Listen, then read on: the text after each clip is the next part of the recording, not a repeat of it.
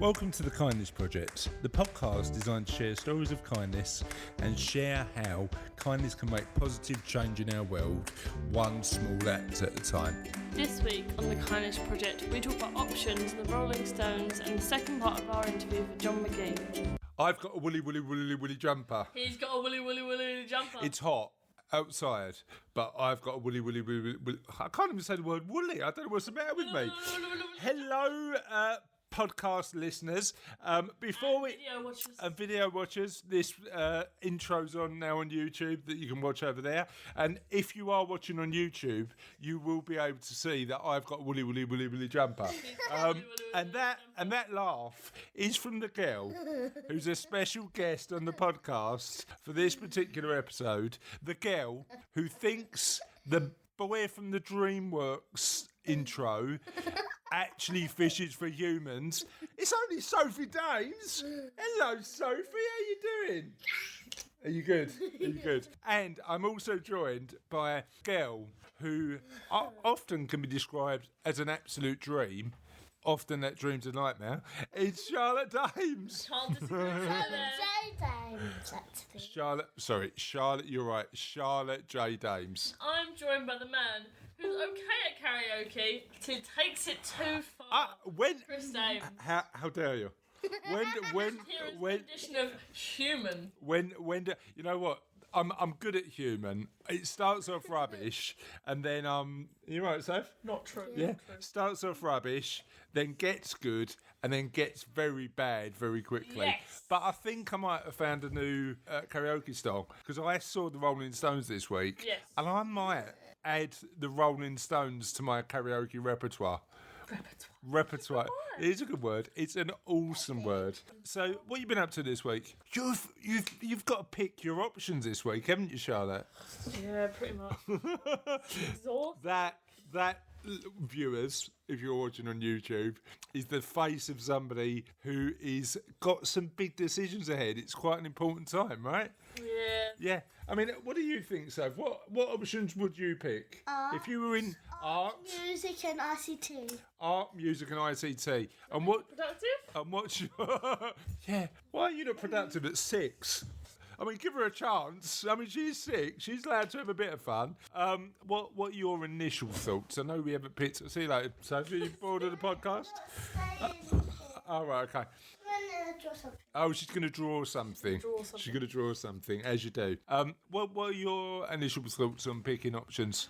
It's tiring. Be prepared, guys. Most of you, if you're over 14, have probably done your options. And if you're as old as me, those options were done many moons ago. But you know what? I'm still studying, right? I've got a bunch of exams this year, so I don't think you ever stop learning, do you? No, but I think this is kind of the one that says this is the one you've got to pick now, and it's going to help you with the institution learning. Institutionalised learning, yeah? Yeah. Okay, fair enough. So, that's going on in your life at the minute. I saw the Rolling Stones this week, which was good. They were awesome. Mick Jagger, for a man in his 70s, can move, and I'm a bit ashamed to say this, probably quicker than me at the minute with my wonky leg. Like Jagger. That is why that song's named that way, because he has truly got the moves. He's got the moves like Jagger. I have a picture. This is going to be no good, Sophie's picture, for podcast listeners. So show everybody on YouTube your picture. Oh, it's a yellow set of eyes with a smiling face. It's very good. Who's that meant to be? Us? It's both of us. Apparently we've got the same face. It actually looks a bit like you, funny enough. It looks good. That looks fabulous. She does. She always looks good. So, you know what time it is. It's time to let our listeners and viewers now. Yes. Hello. Know where they. No, you know it makes sense. Our listeners and viewers know where they can get in touch with us. I'm going to get another picture. Oh, you're going to do another. Sophie's going to do another picture as well. Twitter. I know the Twitter handle. Don't judge me. I know the Twitter handle. At Ola Kindness. Oh God. Oh, H. You pronounce a H. Ha, like holla kindness. Not all the kindness, mate. I'm from Kenny Town. I'm a little bit. You are well. You're not really. You've never been sort of. But I won't hold it against you. Holla kindness. So it's HOLA at holla kindness, and people can email us. Hola at Nearly 6 weeks. Not 6 weeks. Nearly 6 months we've been doing this. hola at thekindnessproject.co.uk. Absolutely. Absolutely right. And in the audio medium of podcasting, even though we're doing a video, Sophie's got another picture. Can you describe to our listeners what you've done, and I will show the people who are watching the video. Oh, you heart us too. It's the YouTube logo, see? I love YouTube. Yeah. I thought other video sharing sites are available. Vimeo, I suppose, is one. I don't know. Dailymotion is another. YouTube is the biggest, though, isn't it? I mean, we're not posting this on Dailymotion. We're posting it on YouTube. Everybody posts on YouTube, really, don't they? Everyone posts something. I think Vimeo is meant to be better for Music videos. and video quality. But I am a bit disappointed because I thought Sophie just turned around and said, I love you two, as in me and you. And it's not. She loves YouTube. She does. That's an indictment of the modern generation. And you will be now. And you will be. Even though right now you look like a podcast mic. So, would we like to do this week's question of the podcast? Oh, did you want to do a jingle? Just poke my chin. Unintentional. This week's... Facebook. Oh, yeah, Facebook. I bet... get wrapped up. Oh, you know what? We get in so much trouble from our editor, Silent Russell, where the man... Oh, we've got a really good update on that.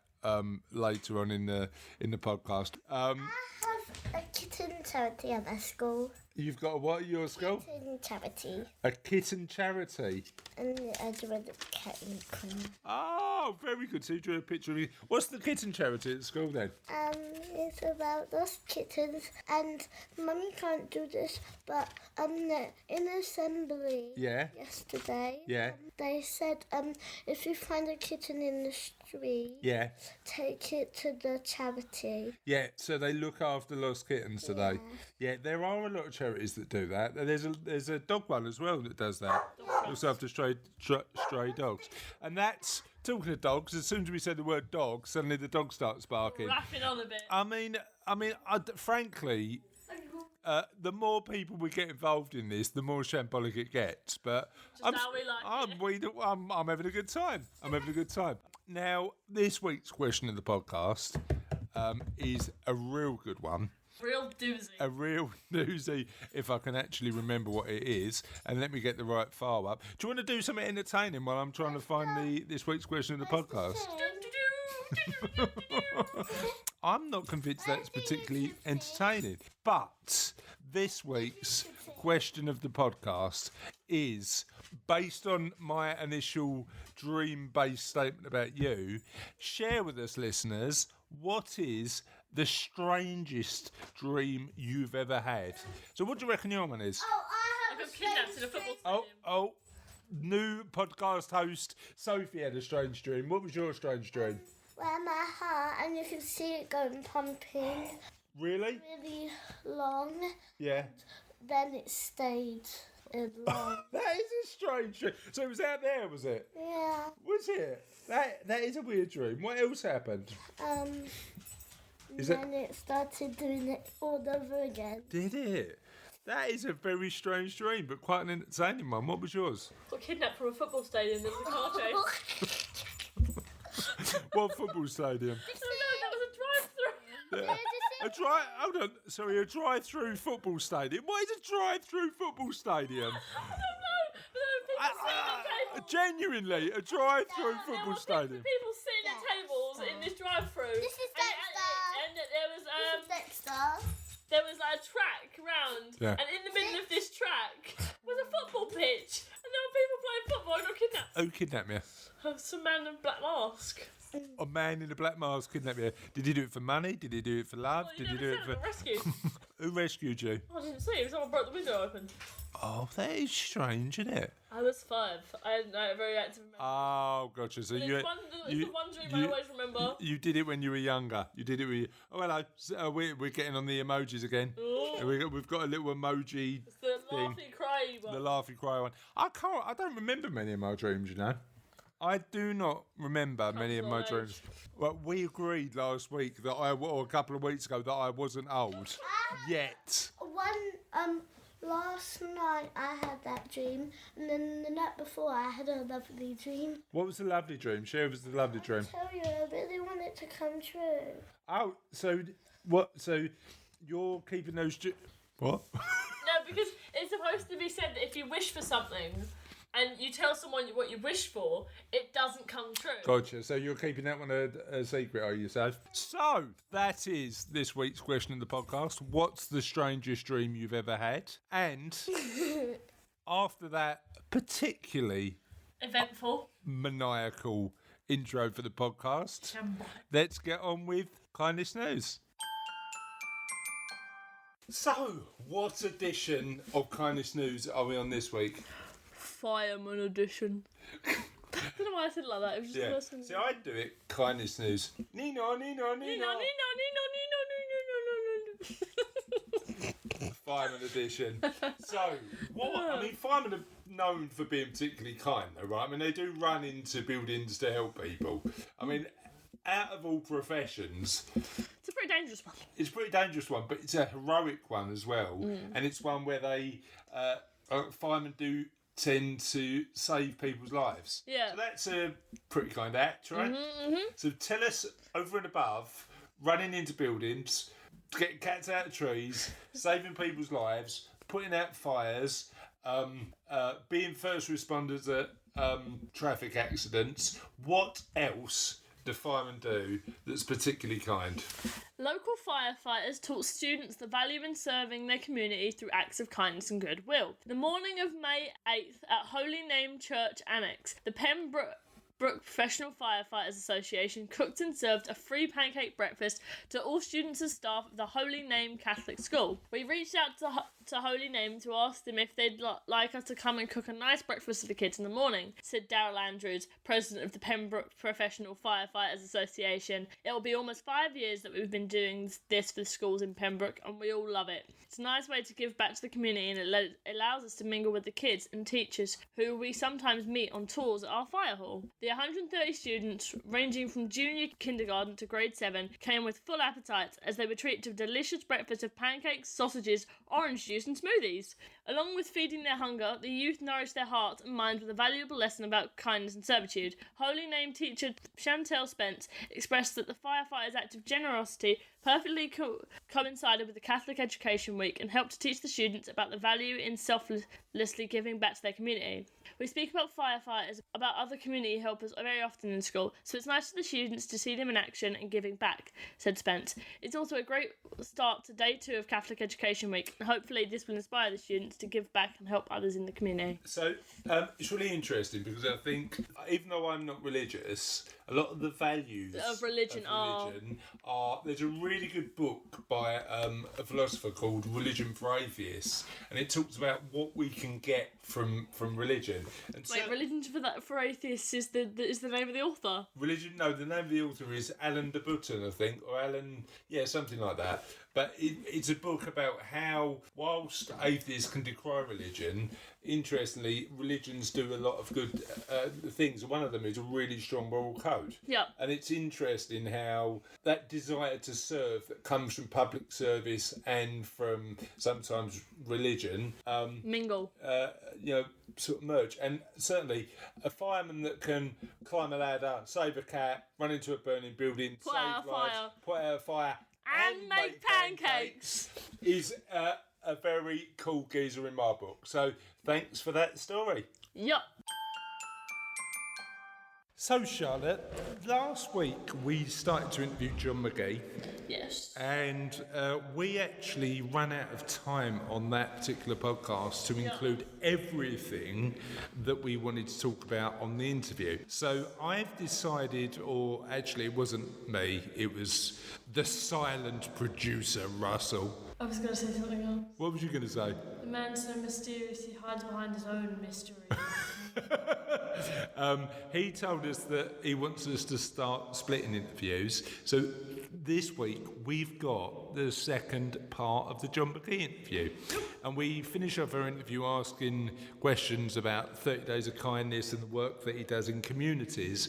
But also we ask him the questions of the podcast, which is always fun. It's always fun. Would you like to hear it? Yes. I agree, by the way, and I would say that, wouldn't I? Because I think kindness is a really important virtue to have. But I also think you're going to attract people who feel the same way, not in a sort of spiritual way, but just in a psychological way. People will want to spend time with you if they're in a similar sort of mindset. And actually, that's a great thing, because it means that you get a little tribe of people who feel the same way, right? Well, the thing is, I often say this when I'm running workshops. In life, right, it's inevitable, Chris, one day we're going to die, yeah? Yeah. And, I think Dr. Stephen Cole... John? Really? Is that how it ends? Nobody's told me yet. You've just shot me. I think the Buddha said, didn't it? The illusion is you think you have time. Yeah. We're down here for a nanosecond. Yeah. We're just a blip in the cosmic calendar. Yeah, it's true. A good blip. It's true. So it's like, for me, when they do our eulogy, mate, they'll describe us in two ways. They'll either say, Chris and John, they were really kind people. They loved putting stuff back into community. They lived to support others. Yeah. And, they did everything to make this world a nicer place. Now, they'll never describe you like that, or else they'll say a few lines, or other people will say, no, do you know what? He was a bit of an arsehole. Yeah, gotcha. I wouldn't have trusted him with a barge pole. Everyone makes him out to be nice, but you didn't know the other side. Yeah, gotcha. Personally, it's about your legacy and what you want to leave. Yeah, agreed. And that's another one of my drivers that I said to people, look, there's these two paths you can take in life, and you've got to make this decision and say, right, which path do you want to be remembered for, and do you want to take? And I just think to be remembered for being a kind, good person. Yeah. And a good person, for me, it's a good thing. Yeah, agreed. And as you say, to do it authentically, it's up to other people to make a judgment call on whether they think you're doing it authentically or not. All you can do is do it in the best way you can, right? But yeah, that's it. Yeah, one of the interesting things, and it goes back to that perception of kindness and weakness, is kindness in business. So you're right, I run a business, so do you. Do you think kindness is perceived as a weakness in business? And if so, how do we change that? Well, I'm already changing it. I had a meeting with the Chamber of Commerce last week with the Operations Director, Christine Lamb, and in September, I am creating the first handful of kindness corporations. I've got 5 blue chip companies. Okay. Who the chief execs just love my vision, and I'm saying, why can you not restructure your company right from the outset when you're interviewing people? That on the questions for the interview is, what's your thoughts on kindness within the workplace? Yeah. And having these questions from the interview outset, and talking to companies, do they need to think about rebranding their organisation to have a kindness corporation? And you don't have to be a corporation with 300, or 3,000 staff. You could have 10 people working for you. You can have one person. But what I'm saying is, let's have the focus of when you have your meetings on a Monday and you're planning out your week and you're saying, right, we're extrapolating these figures, we're doing this. Right, what are we doing around what we're doing in the organisation with kindness? What we're doing in the community? All that sort of stuff. So I'm been booked to do a one-day workshop with my vision for companies to start thinking how they treat their staff. How they run as an organisation, how they market themselves, how they put it out, and I'm going to be showing them. I've not got the companies yet, so if you have any, send them to me. I'm going to use 4 companies, 3 that they've got staff who every member of the family's always worked there. They all want to get a job there because they're right, won't either. I'm going to get 3 organisations that I know have the values right. And then I'm going to show one within the workshop, which I feel is a little bit. The staff just keep coming and going. Don't give this away. How are you going to pick who that one, the organisation who hasn't got right? How are you going to call them out? I've got literally because I've got literally 4 months, and that's one of the ideas to get on the PowerPoint. I like it. To get the chief execs, because they're all chief execs, they're all decision makers. I've got 60 chief execs from East Lancashire in a room to do. I'm going to do a bit of NLP about how we perceive reality. And how to, it's going to be emotional intelligence, to motivate the staff, and the workshop's going to be around leadership and management with kindness. Gotcha. The thing that niggled me, Chris, was when I had my business. And it hit the wall like everybody else's in the 2008 crash. Was when I phoned up my bank manager, who I'd spent over £500,000 had gone through his books. Gotcha. Right, and do you know what he phoned up and said to me? And he was a lovely chap. He said, "Look, John, I'm going to have to reduce your overdraft." And I said, "I'm not going to say the chap's name, and I'm certainly not going to say the bank, because he was only doing his job." And he said, "I'm going to have to reduce your overdraft." And I panicked a little bit. I said, "Look, I'm married, man. I've got kids. Don't do this. I spent over £500,000 with you." And he went, "You listen, it's nothing personal, John. It's business." Now, I'm sorry, that's not kindness. Gotcha. In my opinion, that is not kindness. And if you've got that as a preset, it's not personal, it's business, then we need to change that language. I agree, and I mean, it's always personal, isn't it? It's always personal, because you are potentially, if you're delivering any sort of service or product, and to varying degrees, you're making a change in somebody's life. Certainly with, in the world of financial services that we work in, people are reliant on what you do, and that's an obligation you should take really seriously. But it's an interesting one when you talk about business, because one of our core values is do well, but do good. And I certainly don't see those two things as mutually exclusive. Actually, I think they go together for a longer term culture that works for a business. What is the future? So I love, you know what I love, John? I love your passion. I love your vision. So it's really massive, right? It's like global. So what's the future hold for Kindness Matters? Well, the goal this year is to have at least, on my goal this year, is 10 schools to become kindness academies. I'll be happy if I get an handful, but I always aim high. Yeah, definitely. I'm speaking at a number of events after summer at corporates. Okay. Challenging corporates to get their staff to get the book, do the 30-day challenge, go in and speak, inspire the staff, and have a model that I don't need to be there. They could do an online course, have it all mapped out. And then once I've got that model right, is then to make it scalable.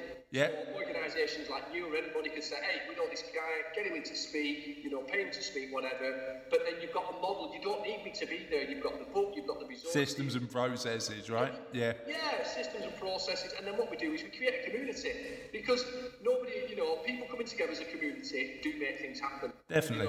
And when we do it with kindness, it's incredible, because you know what? Kindness really is a universal language. We all understand it. It's in every religion. It doesn't matter what colour you are, what background you are. Everybody gets it. It's a culture. Everybody gets it. And the thing is, when we bring it together with the numbers, I'm watching it unfold on a daily basis. I'm speaking in the US at the end of the year as well, in Miami, through Action for Happiness. Okay. And in LA, and I've really held. I'm saying that, but I've not confirmed the dates, because I'm really passionate about being a British lad. Irish descent. I want to map this out right through the UK. And get as many schools, organisations saying, "No, do you know what? We want people to know that we are a kindness organisation, that we do value our staff." And we do, or as a school, they need the maths and English, but we do value them being churning out decent members of society, thinking about their choices and actions go out into the community. The other thing is as well, John, I think you've hit that curve at the right time, because certainly we work, as a business, we work with a number of different employers, large and small, and there's a massive focus on employee well-being at the minute, and part of that is feeling part of an organisation that cares, and I think kindness is massive when it comes to that. If you as individuals, as a community, as employer, you're kind, you're sort of halfway there, right? So it's are you a Blackburn Rovers fan then, I take it? I am. I struggled. I get so much stick off my friends who are Burnley fans. The rivalry with Blackburn and Burnley, Gotcha. Liverpool and Manchester. You know how it is. Yeah. We all have and it's so funny. And obviously, because David, used my good friend David Dunn, who we set up the streets. And David's in the book, how he did his first act of kindness, nearly 15 years ago. And that's what I talk about in the book, where David didn't have to do that random act of kindness, but he helped me out. He did it anyway. Yeah, because my mate's sister was dying with cancer at 37. She had terminal breast cancer. And I talk about how this one act of kindness not only changed my life, 15 years later, it's created a global movement, but it's like that movie Sliding Doors. He said no. Yeah. But look how he's panned out. Yeah, no, it's incredible. He just goes, Johnny, he said, I can't believe how things happen in life. He said, isn't it incredible? Well, you look... I sit there and think about it some nights, he said, and it makes me head wobble. Well, you look back and you go, your life could have been a million different ways, right? Just some of those tiny decisions just send you on a particular path. But yeah, it's a really interesting one. No, I've only been to Blackburn once, funny enough, and it was for the football, West Ham versus Blackburn, when you still had Shearer and Sutton. I mean, that's how long ago it was, but yeah, it was good. Right, so before you tell our listeners a little bit about where they can find your stuff, just a couple of extra questions. So what we do, John, on the podcast, we always have a question of the podcast, and it's non-kindness related. It's just because we're curious people, we want to ask some questions. So here's some of the questions. We'll start with an easy one. Are most people generally good? Yes. Okay.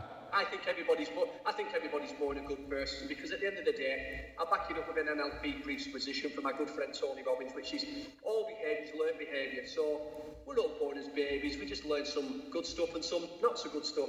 Okay, cool. What's the most inspiring movie ever? I would go for Pay It Forward.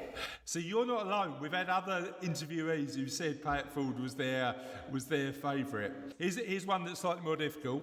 If you became supreme ruler of the world, what's the first rule you'd put in place? It's for people to think about how they treat each other. Okay, cool. They're going to get harder now because they move off your specialist subject.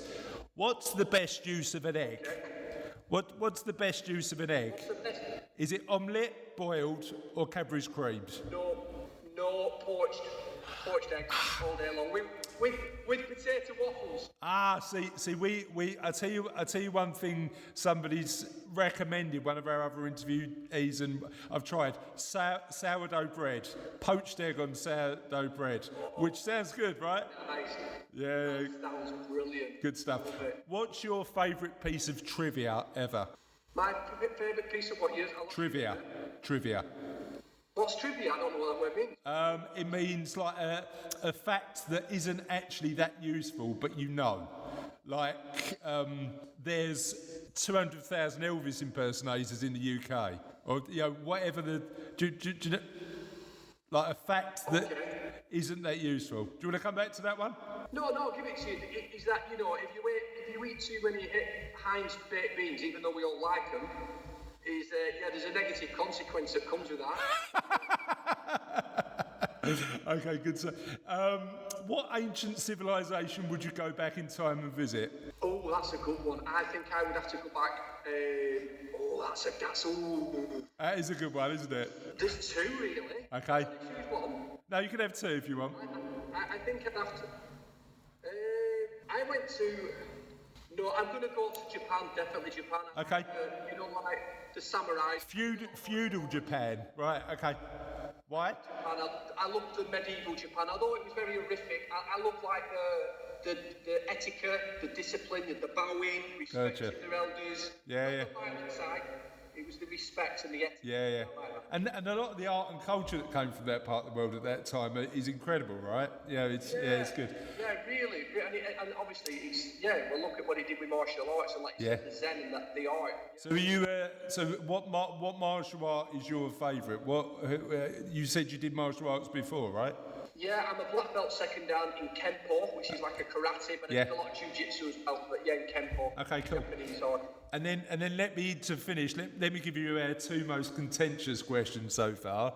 So, what's your favourite biscuit? 100% chocolate hobnobs. Good choice.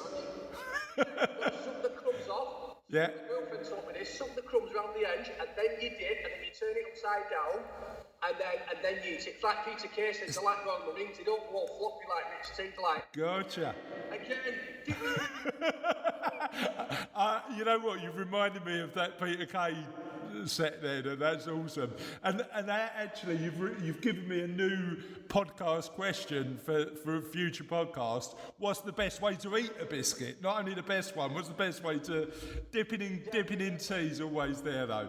And our most contentious question so far. Who's your favourite Muppet? What, as in what, the Muppet Show? Yeah. Oh, definitely. I was talking about it overnight. Do you know that VM? But who's your favourite character? What? Who's your favourite character? Character? Oh, it's got to be Animal on Drums. Oh, he's my favourite as well. Animal is awesome, right? He's incredible. But I don't know what you think about this. When we asked our listeners, we had loads of Facebook messages and emails. People started picking characters from Sesame Street. So somebody said Big Bird. And I'm not convinced that we should include Sesame Street characters, but that's another thing. So John, John, thank you for spending some time with us today. Really appreciate it. Where can people find out a little bit more about you? Yeah, and do you know what? I'm really grateful for you saying that, because it does mean a lot to me. And I just want to finish by saying, look, I'm not plugging the book, but I would be grateful for people to buy Kindness Matters. Yeah. All they have to do is visit the website, www.kindnessmatters.co.uk. And like I said, they don't have to buy the book, but any merchandise they buy off that website, we give 10% to Copperfield Breast Cancer Charity. Yeah. So they're actually giving a bit back as well. Yeah. What made you pick Copperfield as your charity of choice? Because in my book I talk about Michelle dying of terminal cancer, and I've raised money with David Dunn for breakthrough breast cancer back in 2001, but that's no longer going. So when I spoke to Arthur Luke, who's .co.uk, who's I've gone into partnership with, who did all the branding, Arthur knew a lot about Copperfield, and when I read her story, it just inspired how she nearly died at such a young age. So Copperfield were very cagey to come on board first, and I just said, look, you know, we have such a large community, over 100,000 across every social site. And when they came back and said, no, John, you know, we like it. And I sent him £500 last week. I did a pay it forward tour. Yeah. And Howden's Joinery gave me £500 for copy. Yeah. And I sent to them in the post, and that's going to make a massive difference. You know, young girls and young men checking their breasts. Yeah. So, you know, there's all that change going on. And I think, obviously, when people pick up the book Kindness Matters, I'll bring it back to what you said, you know, on the website, kindnessmatters.co.uk. If they don't want to buy the book, they can do the 30-day challenge for free. Yeah. Most people have an iPad. You can download it to your iPad, you join our mailing list, and you can do it for free now. Cool. I mean, people forget kindness is free anyway, but you can still do it for free. So if anybody listening to this, you know, I'd love you to buy the book, but if you don't want to buy the book, just do the 30-day challenge and just spread more kindness into the world. Awesome. John, thank you. You're a superstar, and really appreciate your time. No, thanks for your service, Chris, and keep up the good work. And I'm so grateful, you know, to meet like-minded people like yourself who really do want to make a positive difference in this world. Same here, mate. Cheers, bye. So that was the second part of the John Magee interview. What did you think? It was good. What question do you reckon, question of the podcast, we should ask every single podcast guest? The biscuit. The biscuit. Because if they don't say Jaffa cake, that's really controversial. We'll see what they say. Tis the end. Tis the end. Tis the end. Tis the end. That's a pretty nifty skill that you got there. Well, I'm trying to practice. So we'll talk about last week's question of the podcast after you've done your little trailerette. Trailerette? Yeah, last week's question of the podcast this week. Last week. All right. That's a genuine cough this time. My throat is really hurting. Last week, this week, last week, this week, last week, this week. Oh! So, questions of the podcast. So last week's, I'm going to get straight into it, Charlotte, because we've got quite a lot to talk about this week on last week's question in the podcast.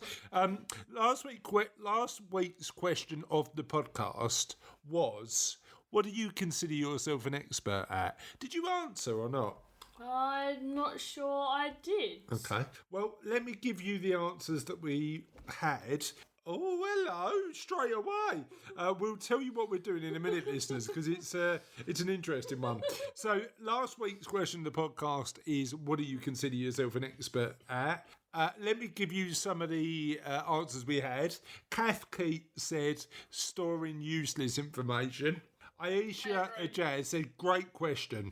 I have to say, providing solutions, problem solving. Not something I actively sought to do, but somehow I've been the one people turn to advice. Yes. Personally, don't enjoy one bit. And personally, I don't enjoy it one bit, but in business, I thrive on it. I used to resist being the problem solver at work because I thought there was something else I was meant to do. That made me unhappy, so I just embraced who I was, the problem solver. Heidi Ball, thinking on my feet, especially since starting my job in the trains. John then said, after that comment, thinking on your feet, try walking on them. Because you know what Cook is like. Friend of the show. By the way, Heidi, friend of the show. Kath Keat, friend of the show. Aisha, 2 comments so far. So she's got 3 more before you get the award, friend of the show of the Kindness Project. We should just start sending the friend of the show, hashtag friend of the show. Hashtag friend of the show. Angie Phillips just said being me. I'm quite good at being me as well. Are you good at being me? Yeah, I think so. You good at being me?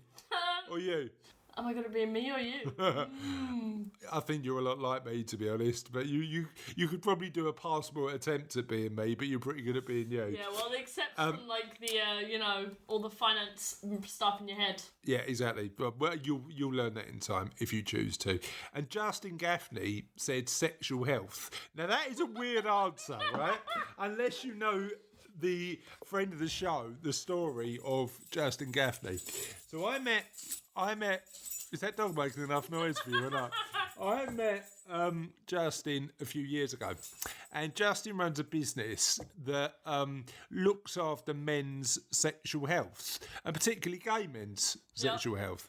So he got introduced to me as a potential client. He's not a client actually, but he turned into a really good friend of mine. I really like Justin. But the weird thing was, when I was going to see Justin for him to become a potential client, I was having a look at his website, his old website, and his old website had the torso of a naked man on. Right? And at the time, we didn't have the office. I mean, we're going back a few years now. I was working from home, so I was sitting at this very table looking at a website with a naked men's torso. At the time of me looking at this website with a naked man's torso, Mummy walks through the door, right? Sees me looking at this website just with a naked bloke on, right? And says, what are you looking at? I made the mistake of putting the laptop down and going, nothing. And then I had to put it up and go, actually, this is a potential client. It just makes you look more suspicious. I know. When you close the lid or close your browser. And I had to then turn around and go, actually, it's a client's website who's a gay man and he runs a sexual health clinic. So actually, Justin Gaffney is pretty good. He is an expert on sexual health and a fully qualified nurse and a super talented guy. So he's a lovely guy, Justin. And he used to have quite a raunchy website as well, which is all good. So then we had Twitter, and John Boy Cook, friend of the show, said memory, trivia, procrastination. You're quite good at that, Charlotte. I'm quite good at that. I'll find something. Sit me in an empty room and I will find something to do. Yeah, procrastination means putting something off, though, doesn't it? Oh, I will put off leaving that room. Yeah. Exactly. And then loafing. He's quite good at loafing. You're not a bad loafer, are you? No, sort of loafing about. Laying on the sofa. Yeah, I can lay about. Yeah, you can do that. That's quite enjoyable, actually. So, Cookie said memory, trivia, procrastination, loafing. Bev Stoves. I think she's a friend of the show. Yeah, friend of the show. Yeah. I'm aware of her work. I'm aware of the comments. I'm aware of the comments she's made on our project. I am aware of the comments of Bev Stuff. Said she's an expert at watching Dinner Date. Quite niche. Chris Budd, friend of the show. Still ain't had that shirt, Chris Bud, but we'll... yes, I need that shirt. So mine is being able to tell you how many eggs are left in an egg box simply by holding it. Quite a useful skill. Especially if you want to make omelettes.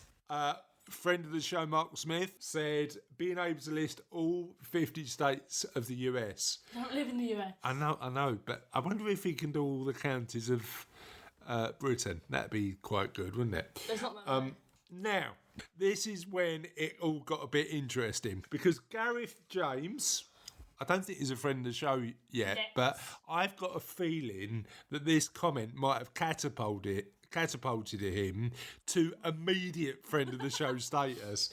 He says he's able to lift an upside down pint glass using nothing but the middle finger on the bottom of his glass and the thumb on the side of his glass. Niche, but very few people can do it. So I've been trying, and I've got what you heard at the start of the podcast was me trying to lift a glass with is that my middle finger or is that my ring finger? That's your ring finger. Right. See, I can do it with my... Oh, I can do it. Yeah. Gareth, I'm not convinced. And Charlotte's done it straight away. She didn't even do it. She did it with no hesitation at all. So I'm not convinced that the skill you've got. But what Gareth did do is you don't need to do it multiple times to prove you can do it. On different fingers. Oh, right, okay. So does it work on all fingers? Yeah, it works on all fingers. Okay, fair enough. So Bev Stokes got involved then and said we need visual proof, and Gareth then turned around and went, I've got visual proof here. Here's me doing it with both hands. So can you do it with your right and your left hand, Charlotte? Oh, yeah, I can do it with my right and my left. The difficult one's the pinky, but I can do that one. That one's... So I think we're going to set a challenge to our listeners. Can you, and we're starting with a plastic glass, because do try this at home, but just use a plastic glass and not glass. Can you lift a pint glass using your middle finger and thumb, with your middle finger on the top and your thumb resting it? Charlotte and I can do it. Gareth can do it. How many of our listeners can actually do the same? And how many of you can do it first attempt? First attempt. See, I didn't do it first attempt, but I can do it now. So yeah, it's we'll see how many listeners can do it. So that was quite a good bumper haul of what do you consider. What do you consider yourself an expert at? So, and for now, that's it. Apart from, we haven't got the story of kindness this week. So, can you let our listeners... Why have you got a cup in your hand? I wanted to hold the cup. Why don't you let our listeners know where they can get in touch with us? Oh, yes, I can. Yeah. Okay, Twitter, Ola Kindness.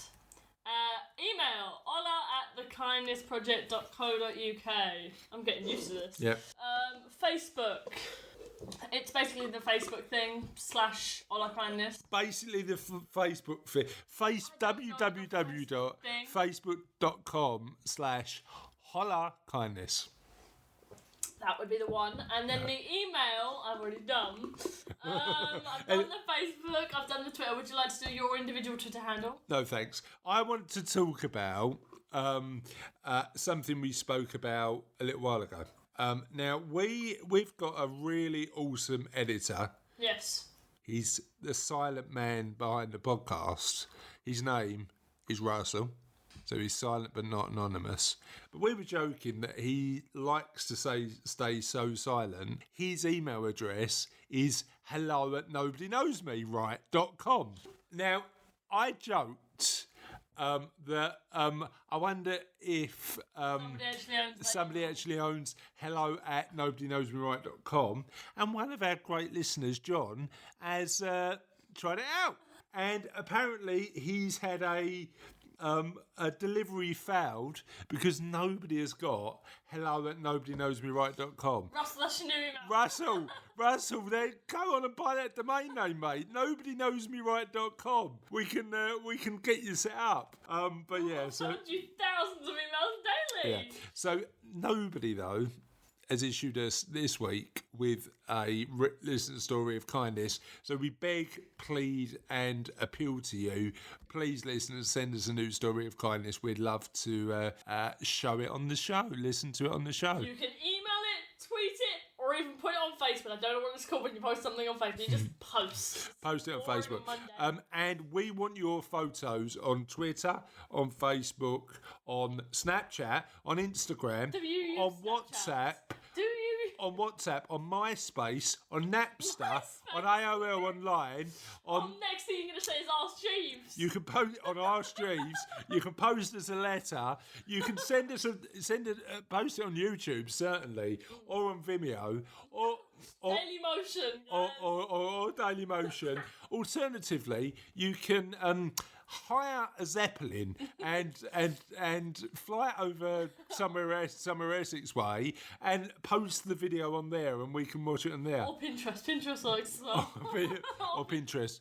Or keep to yourself. Up to you.